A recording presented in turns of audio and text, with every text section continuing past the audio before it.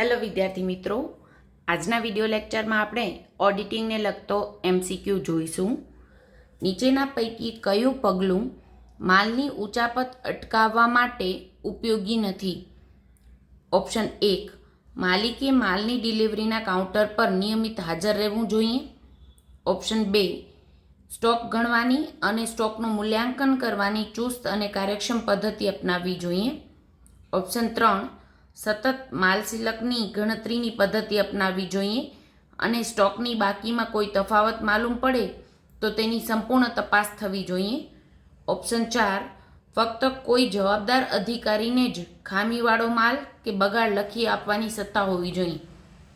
આપણે ચારે ઓપ્શન જોઈએ તો આપણે ક્લિયરલી આઈડેન્ટિફાઈ કરી શકીએ છીએ કે ઓપ્શન એ રાઈટ આન્સર છે. એમાં એમ કીધું છે કે માલિકે માલની ડિલિવરીના કાઉન્ટર પર નિયમિત હાજર રહેવું જોઈએ, જે વ્યવહારમાં પોસિબલ નથી. રેગ્યુલરલી માલિકે દર વખતે માલ કેટલો આવ્યો અને માલ કેટલો ગયો એ જોવા માટે ઊભું રહેવું એ શક્ય જ નથી. એટલે માલની ઉચાપત અટકાવવાના પગલાં તરીકે એ આવી શકે નહીં.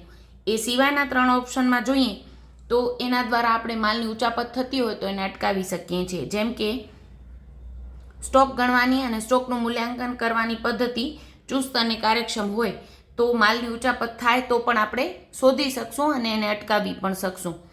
પછી કીધું છે સતત માલ સિલકની ગણતરીની પદ્ધતિ અપનાવવાની, એટલે ક્યાંય પણ થોડા કિલોગ્રામ પણ વધઘટ થઈ હશે તો ખ્યાલ આવી જશે. સતત માલ સિલકની ગણતરીની પદ્ધતિ, સ્ટોકની બાકીમાં કોઈ તફાવત માલુમ પડે તો તેની સંપૂર્ણ તપાસ પણ થવી જોઈએ અને ખ્યાલ પણ તરત આવી જાય છે.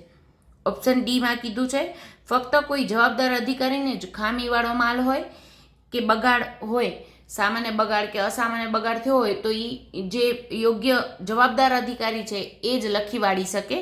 ગમે તે માલ લખી વાળવાની સત્તા ગમે તેને આપી શકાય નહીં. નહીતર તો બધા 100 કિલોગ્રામ માલ હતો એમાંથી 5 કિલો સામાન્ય બગાડ થઈ ગયો એમ કરીને લખી નાખશે.